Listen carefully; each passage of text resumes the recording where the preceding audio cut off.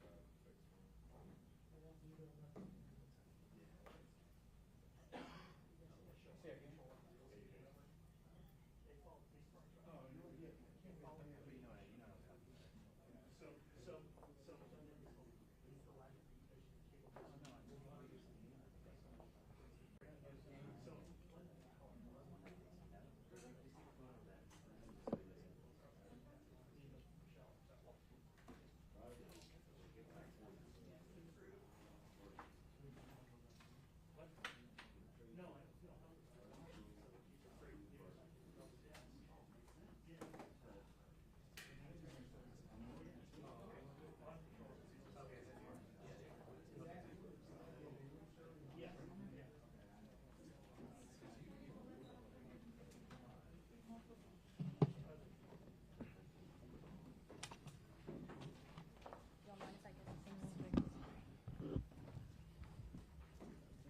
Good point. Thank you.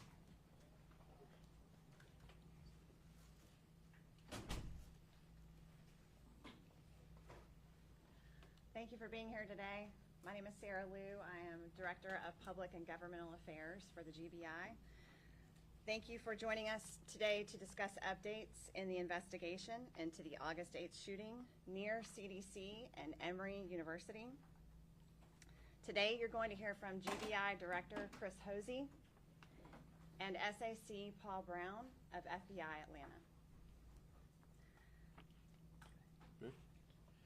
Good morning. Thank you, everybody, for being here this morning. As Sarah mentioned, I'm Chris Hosey. I'm the director here at Georgia Bureau of Investigation, and I'm joined up here this morning by Special Agent in Charge Paul Brown of the FBI Atlanta Field Office, Interim Police Chief Gregory Pedrick from DeKalb Police Department, DeKalb County Police Department, Assistant Chief Carvin Tice from Atlanta Police Department, Chief Bert Butnick from Emory University Police Department, members of the Georgia Bureau of Investigation also present here with us this morning. Myself and SAC Brown will be the two speakers this morning. We will open up for questions towards the end, and we will address those questions ourselves. The others up here this morning will not. They are here for solidarity. Obviously in the loss of one of our own this morning. So with that, I will get started, and then, like I said, we'll try to answer some questions towards the end that are pertinent that we can discuss at this point of the investigation. As Sarah mentioned, we're here this morning to provide further information and updates regarding the investigation into the incidents that occurred last Friday afternoon, August 8th, near the CDC and Emory University. Firstly, and most importantly, our hearts and prayers go to the family, friends, and colleagues of DeKalb County Police Officer David Rose, who was killed in the line of duty during this incident. He served with honor, courage, and unwavering dedication. His sacrifice will never be forgotten, and his commitment to protecting others is a profound testament to the very best of the law enforcement profession. Again, our thoughts and prayers go out to his family, his agency, and the community which he served. Our investigation obviously began on Friday afternoon and continued throughout the night into early Saturday morning. And as I mentioned earlier, that investigation continues as we speak through our agents and assisting law enforcement conducting numerous interviews, collecting evidence, and that evidence being analyzed as well. Concerning the shooter in this case, Patrick Joseph White, during our investigation and as lastly on Friday evening, late Friday evening, his family was fully cooperating with the investigation. Our first encounter with the family came late Friday night into Saturday morning when agents and assisting law enforcement met with the parents at their residence. Here's what we can release at this time regarding the shooter and the circumstances around the investigation to this point. The shooter had no known criminal history. Evidence in this investigation indicates that the shooter had recently verbalized thoughts of suicide, which even led to law enforcement being contacted several weeks prior to the incident. A search warrant executed at the residence of the shooter revealed written documentation that expressed the shooter's discontent with the COVID-19 vaccinations. These documents are currently being examined by GBI certified profilers, and they are being shared, have been shared, and will continue to be shared with the FBI Atlanta field office.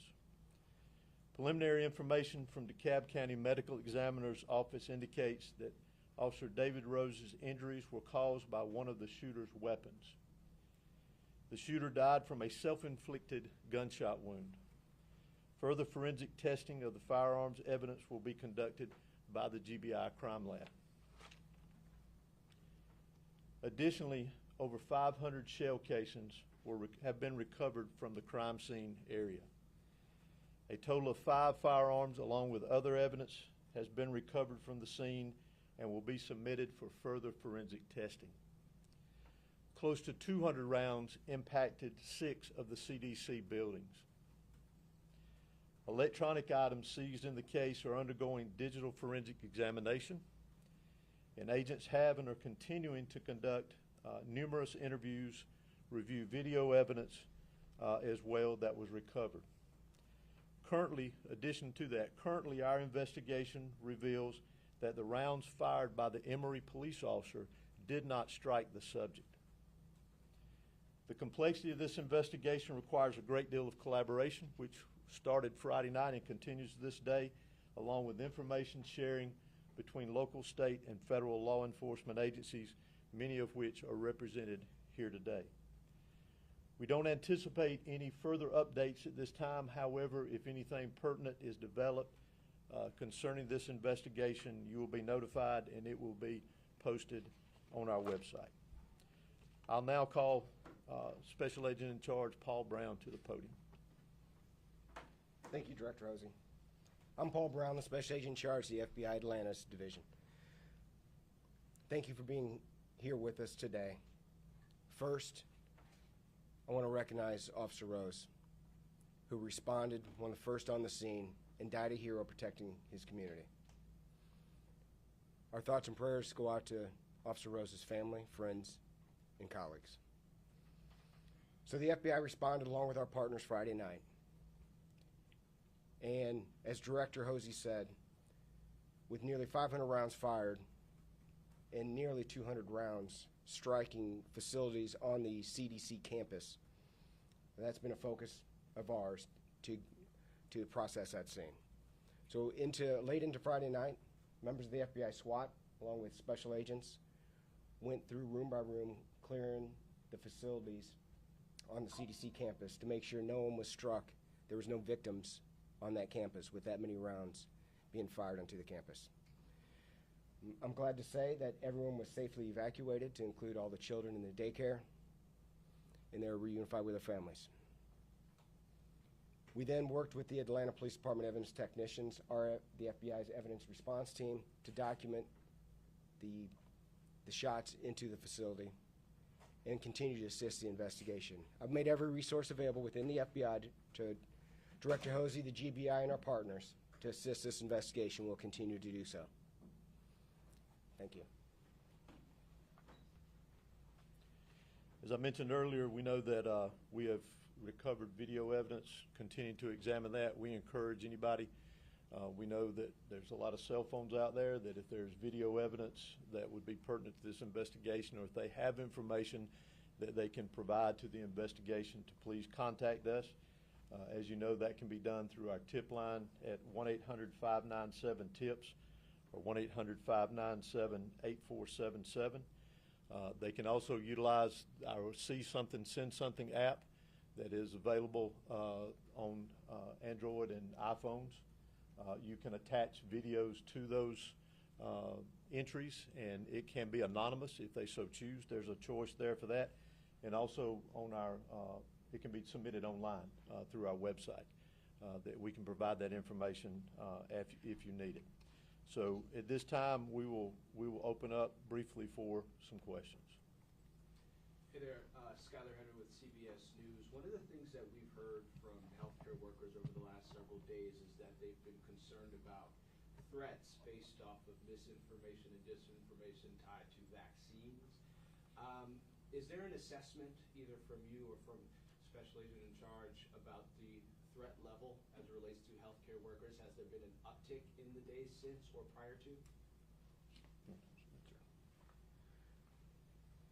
Threats of that nature is always something we take very seriously and we look at. We've not seen an uptick, although any rhetoric that suggests or leads to violence is something we take very seriously. So that's something we're very sensitive to. We're going to respond to quickly should we see it in the future, but although we're tracking it, we're sensitive to it, we have not seen that uptick. Director, you talked a little bit about the investigation so far. I noticed we haven't seen a good picture of the suspect itself. Will you guys be releasing one? And then, because of so many rounds, can you discuss what kind of weapons were used? I know there were probably 2 rifles and a shotgun and some handguns, but that's a lot of rounds. Can you talk about how he was able to put those down on that building, if you don't mind? So, first question with the picture. We'll be sending that picture out later this afternoon. What we do encourage is that the public remembers the face of the officer this next week, especially. I'm not here to publicize the individual, but we do see the importance of that photograph being put out. It will not be on our website, but we will provide it to you here today. Secondly, on the 5 firearms that were recovered, it was a mixture, I believe, of, I know, rifles, a shotgun, and maybe a handgun. I'm not completely sure on that. The majority, I believe, of the shell casings recovered were from a long gun rifle. Were those weapons registered to him or somebody else? Do you know when they were purchased, how, where? Don't know when they were purchased. Thanks to great work and quick work by ATF on Friday and Saturday and over the weekend, it was determined that the weapons belonged to the father. And as we mentioned, he was interviewed over the weekend, but they did belong to the father. Can you give us 200 rounds, I think you said 200 rounds impacting 6 CDC buildings.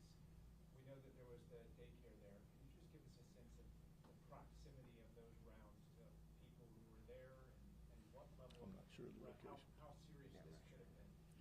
I'm not sure of the locations of the rounds that were impacted there. And it was, I believe I mentioned, it was close to 200 rounds that impacted 6 different buildings. And the exact locations of where the round struck, I'm not familiar with. Can you give us any more specifics about the evidence you said you found regarding whites' discontent with the vaccine, like what that looked like or what we know, if we know anything else? It was, we're basing that off some of the documentation that we recovered. I would describe it as more of a public awareness. There was no direct threat, as I'll refer to it within it, but it was his making the public aware, in his words, of his discontent with the vaccines itself. You suggested that the suspect was on law enforcement's radar in the weeks prior to the shooting.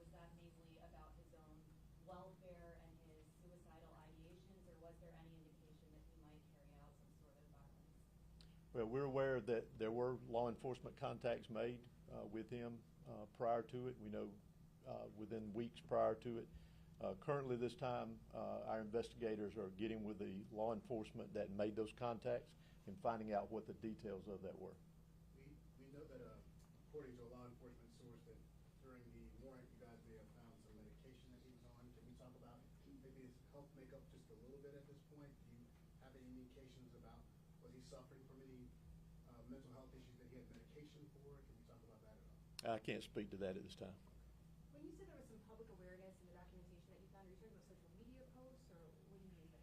No, just basically the overall content of one of the documents was more of wanting to make the public aware of his distrust of the vaccines. There was one of the 911 calls where it sounded like it came from his father that he had spoken to a specific officer before. Was that with the CDC or Emory? And I mean, did they have this man's name on their radar before this? Not to my knowledge. I've not heard the 911 call, but I'm sure we will at some point and dig into that and see where it is pertinent to the investigation. But I apologize. Is there protocol in place when someone has suicidal ideations to restrict them from being able to access weapons, or how was he able to access them?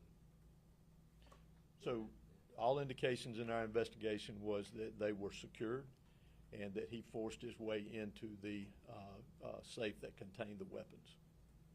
A lot of CDC employees are worried about returning back to the building.